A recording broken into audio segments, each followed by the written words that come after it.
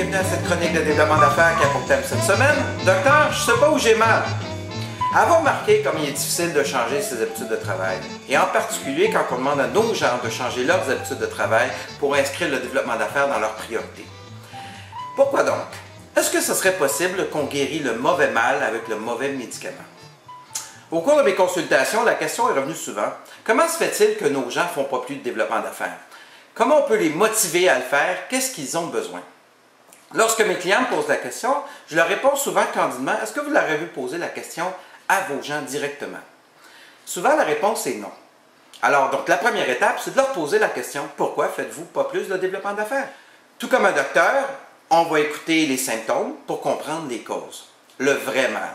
Parce que tout comme un docteur aussi, les premières réponses sont souvent des symptômes, ne sont pas les mots. Je lisais récemment David Meister sur cette question, puis il définissait 4 types de contraintes ou de freins au changement. La première contrainte, des contraintes de système, donc l'entreprise comme telle.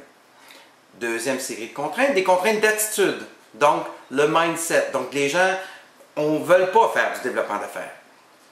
Troisième, des contraintes de connaissance, les gens ne savent pas comment faire. Et le quatrième, des contraintes d'aptitude, les gens ont le goût d'en faire, ils ne savent pas trop comment faire, mais ils ne sont juste pas très bons là-dedans.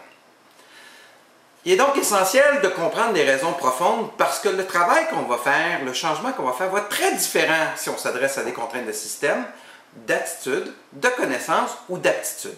Si on fait face à des contraintes de système, on va travailler sur l'entreprise. Si on fait face à des contraintes d'attitude, on va travailler dans le but de changer justement cette attitude-là.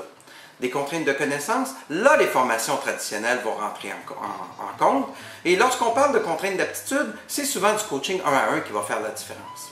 Notre plan d'action sera calqué spécifiquement sur les causes, un petit peu sur les symptômes, question d'avoir une réponse rapide, mais surtout sur les causes pour avoir un changement à long terme.